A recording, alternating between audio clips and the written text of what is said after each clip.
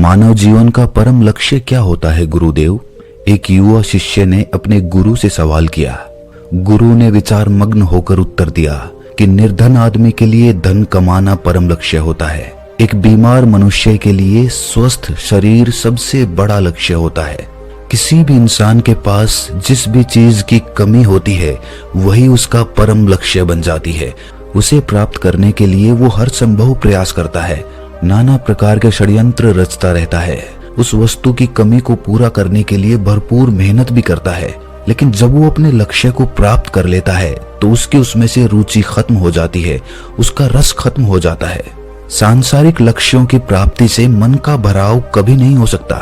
मानव जीवन का परम लक्ष्य मन पर नियंत्रण होना चाहिए, क्योंकि मनुष्य का मन ही उसे असीम शांति की तरफ ले जा सकता है और कोई रास्ता नहीं है। आप चाहे जीवन में कुछ भी हासिल कर लो, लेकिन उन चीजों से मन का भराव कभी नहीं होगा। मन ही हमारे अंदर अशांति पैदा करता है। अगर उस मन को समझ लिया जाए, उसे अपने नियंत्रण में कर लिया जाए, तो वो हमें कभी भी अशांत नहीं कर पाएगा। वो अशांति इसीलिए पैदा कर पाता है क्योंकि हम अपने मन को समझने का प्रयास नहीं करते।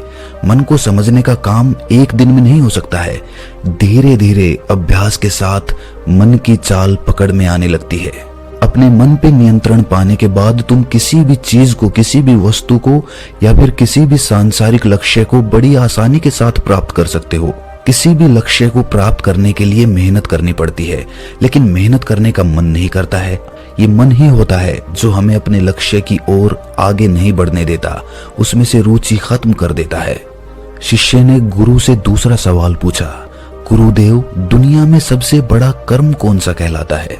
गुरुदेव ने बड़े शांत स्वर में उत्तर दिया कि बिना लक्ष्य का कर्म ही असली कर्म होता है।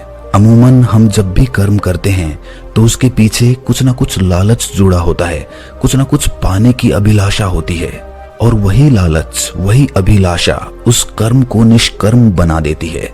अगर तुम बिना कोई उम्मीद लगाए सिर्फ कर्म करते रहोगे तो तुम्हारे कर्म में ही तुम्हें सारा रस मिलने लगेगा। जिस प्रकार असली आनंद सफर का होता है, ना कि मंजिल का, उसी प्रकार असली आनंद कर्म का होता है, ना कि लक्ष्य प्राप्त करने का। लक्ष्य प्राप्त करना तो अंतिम पड़ाव है, वो तो मंजिल है, उसमें क्या आनंद मिलेगा? आनंद तो कर्म करने में होता है।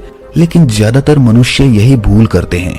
किसी भी कर्म को करने से पहले वो अपना लक्ष्य सुनिश्चित कर लेते हैं, और यही उनकी सबसे बड़ी भूल होती है, क्योंकि लक्ष्य सुनिश्चित करने के बाद उनका ध्यान सिर्फ लक्ष्य पर लगा रहता है। कर्म करने पे से उनका ध्यान हट जाता है। बिना लक्ष्य को सुनिश्चित किए हुए कोई कर्म करेगा ही क्यों गुरुदेव? क्योंकि जब मनुष्य अपना लक्ष्य निर्धारित करता है उसी के अनुसार तो कर्म करता है। अगर वो अपना लक्ष्य ही सुनिश्चित नहीं करेगा तो उसे फिर कर्म करने की आवश्यकता ही क्या है?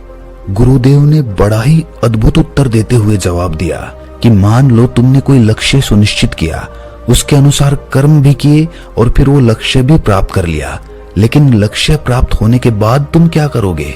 लक्ष्य प्राप्त होना कोई अंत तो है नहीं, जीवन तो उसके बाद भी होता है। तो उसके बाद के जीवन में तुम क्या करोगे? लक्ष्य तो प्राप्त हो चुका, अब या तो तुम्हें मर जाना चाहिए या फिर कोई दूसरा लक्ष्य ढूंढना चाहिए, क्योंकि अब करने के लिए कुछ बचा नहीं है। तुम अंतिम पड़ाव पर पहुंच चुके हो। गुरुदेव ने जोर जोर से हंसते हुए कहना जारी रखा कि जीवन लक्ष्य प्राप्त करने के लिए नहीं मिला, जीवन तो जीने के लिए मिला है। हर एक पल को तुम जी खोल कर जी सको। अगर कर्म को भूलकर लक्ष्य के पीछे भागते रहोगे तो एक लक्ष्य पूरा होने के बाद तुम दूसरे लक्ष्य के पीछे भागोगे, और इसी प्रकार जीवन पर्यंत भागते रहोगे और ठहरना कभी सीख ही नहीं पाओगे। और वहीं पर अगर तुम कर्म का आनंद लेना सीख गए, लक्ष्य को भूलकर सिर्फ कर्म करने पर अपना ध्यान केंद्रित करना, इस प्रकार का मन जिस इंसान का होता है वो किसी भी कार्य को पूरे रस के साथ करेगा, पूरी रुचि के साथ करेगा, आधा अधूरा नहीं करेगा, क्योंकि उसका पूरा ध्यान उस कर्म को करने पर लगा हुआ है। गुरुदेव ने उदाहरण देते हुए समझाया कि मान लो दो लोगों को एक पहाड़ी पर चढ़ने के लिए भेजा जाता है। उस पहाड़ी के शिखर पर पहुंचना ही उनका अंतिम लक्ष्य है। उनमें से एक इंसान उस पहाड़ी के शिखर को देखता हुआ चल रहा है और दूसरा अपने कदमों पर ध्यान लगाकर चल रहा है। जिसका ध्यान शिखर पर टिका हुआ है उसकी चेतना भविष्य में भटक रही है, और जो अपने कदमों पर ध्यान लगाता हुआ चल रहा है वही वास्तविकता में वर्तमान में उपस्थित है, क्योंकि उसके कदम वर्तमान में चल रहे हैं। और जो शिखर पर पहुंचने का लक्ष्य है वो भविष्य की कल्पना है। शिखर की तरफ देखने वाला हो सकता है कि ठोकर खाकर गिर पड़े, लेकिन जो अपने कदमों पर ध्यान लगाकर चल रहा है उसको कभी ठोकर नहीं लगेगी। चाहे वो शिखर पर ना पहुंच पाए, लेकिन उसने अपने रास्ते का आनंद भली भांति लिया है। उसने अपने चलने को ही ध्यान बना लिया है, अपने कर्म को ही ध्यान बना लिया है। और इस प्रकार के कर्म मनुष्य को असीम शांति पहुंचाते हैं। पूरी दुनिया भाग ही तो रही है, कोई धन के पीछे, कोई रिश्तों के पीछे, कोई किसी चीज के पीछे तो कोई किसी चीज के पीछे। हर मनुष्य इस संसार में भागता रहता है और वो कभी ठहरना ही नहीं सीख पाता। उसे हमेशा यही लगता रहता है, ये भ्रम होता रहता है कि एक बार लक्ष्य को प्राप्त कर लेता हूं उसके बाद तो असीम शांति मिलेगी। लेकिन जब वो लक्ष्य को प्राप्त कर लेता है तो वो अपने आप को और ज्यादा फंसा हुआ महसूस करता है। आनंद और शांति तो दूर की बात रही, लक्ष्य को प्राप्त करने के बाद उसकी चिंताएं, उसकी जिम्मेदारियां और ज्यादा बढ़ जाती हैं। अगर तुमने 1000 रुपये का लक्ष्य प्राप्त कर लिया तो अगला लक्ष्य तुम्हारा 1 लाख रुपये के लिए होगा, उसके बाद करोड़ रुपये के लिए। और इस प्रकार मन का भराव इन लक्ष्यों से कभी नहीं हो सकता। हाँ, हम सन्यासियों और भिक्षुओं की भांति अपने मन को नियंत्रित करना सीख सकते हैं। अपने कर्म में ही आनंद खोज सकते हैं। जहां पर मनुष्य संतुष्ट होना सीख लेता है वहीं पर उसके जीवन में शांति का प्रवेश होने लगता है। हमारी सारी अशांति का कारण सिर्फ हमारी असंतुष्टि है। अपने आसपास नजर घुमाएंगे तो ऐसे बहुत से लोग नजर आएंगे जिन्होंने जीवन में लक्ष्य तो प्राप्त किए, लेकिन वो लक्ष्य प्राप्त करने के बाद उनका जीवन और ज्यादा अशांति से भर गया। वो लक्ष्य ही उनके लिए अभिशाप बन गया। वास्तविकता में मनुष्य अपने मन में तो यही सोचता है कि लक्ष्य प्राप्त करने के बाद मुझे बहुत शांति मिलेगी, लेकिन उस लक्ष्य को प्राप्त करने के कुछ समय बाद ही एहसास होने लगता है कि वो लक्ष्य निरर्थक था, उसकी कोई सार्थकता नहीं थी। मन की आकांक्षाएं अनगिनत हैं। संसार की यात्रा कभी पूरी नहीं होती। जिनको अपने भीतर मुड़ना होता है उनको बीच से ही लौटना पड़ता है। शिष्य ने सवाल पूछा कि गुरुदेव, तो फिर क्या जीवन में कोई लक्ष्य ही नहीं होना चाहिए? क्या हमें बिना लक्ष्य जीना चाहिए? ऐसे तो हमारे और जानवरों के जीवन में कोई भेद नहीं होगा। गुरुदेव ने उत्तर दिया कि लक्ष्य की प्राप्ति उस कर्म को करने पर निर्भर होता है। अगर तुम किसी कर्म को पूरा मन लगाकर पूरे ध्यान से करोगे तो निश्चित है उसका परिणाम भी तुम्हें उचित ही मिलेगा। तुम अपने जीवन में कर्म करते जाओ, फल की चिंता मत करो, फल तुम्हें अपने आप प्राप्त होंगे। प्रकृति तुम्हारे पास खुद तोहफे लेके आएगी, उपहार लेके आएगी। लक्ष्य तुम्हें खुद प्राप्त होंगे, तुम बस अपने कर्म पर ध्यान टिका कर रखो। लेकिन भूल तो यही होती है कि हम ज्यादा समय तक सिर्फ कर्म पर अपना ध्यान टिका कर नहीं रख पाते। हमारा मन तत्क्षण उस परिणाम के बारे में सोचने लगता है, और परिणाम भविष्य का रूप होता है। वर्तमान में तुम परिणाम के बारे में नहीं सोच सकते, परिणाम भविष्य में घटित होने वाली घटना है, और ध्यान तुम्हें भविष्य से वर्तमान में खींच कर लेकर आता है। सारी चिंता, सारे तनाव का कारण भविष्य और अतीत की कल्पना होती है। या तो हम अतीत के बारे में सोचते रहते हैं या फिर भविष्य की कल्पना करते रहते हैं। खाना खाते समय अगर मनुष्य खाने पर अपना ध्यान टिका कर रखता है तो इससे उसे कोई लक्ष्य प्राप्त नहीं होगा, लेकिन उस खाने का आनंद वो पूरी तरह से ले सकता है।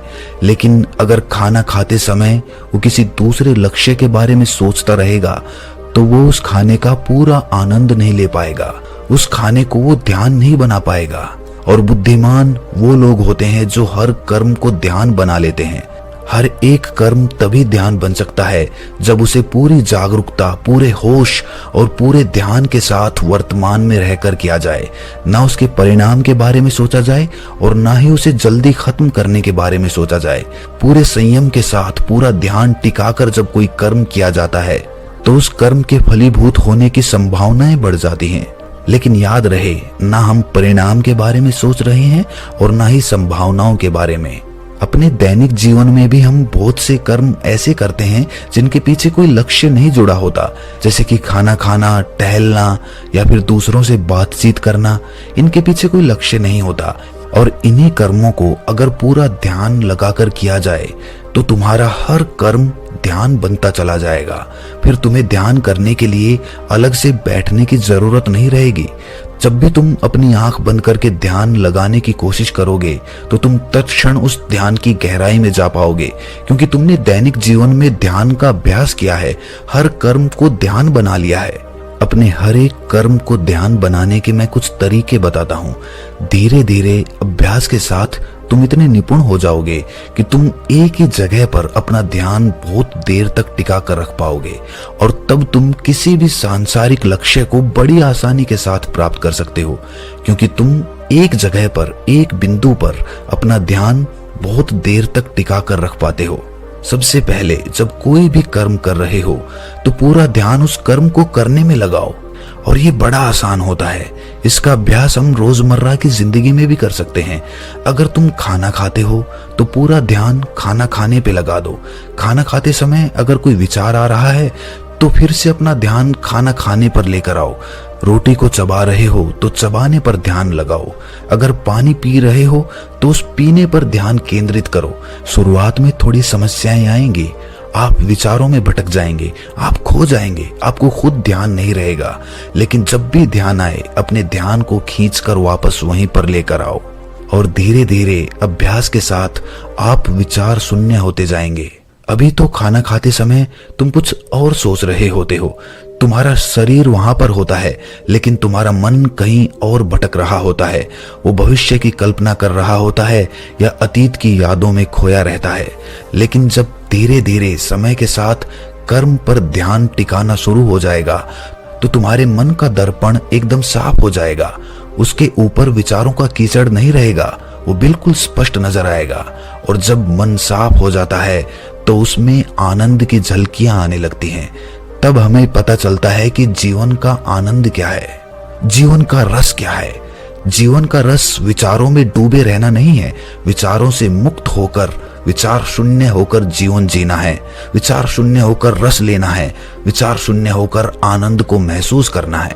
जीवन में तनाव का सबसे बड़ा कारण होता है विचारों से भरे रहना, निरर्थक बातों के बारे में सोचना, जिनसे निरर्थक भावनाएं पैदा होती हैं, जैसे कि जलन, गुस्सा, और यही सारी चीजें अशांति का सबसे बड़ा कारण होती हैं।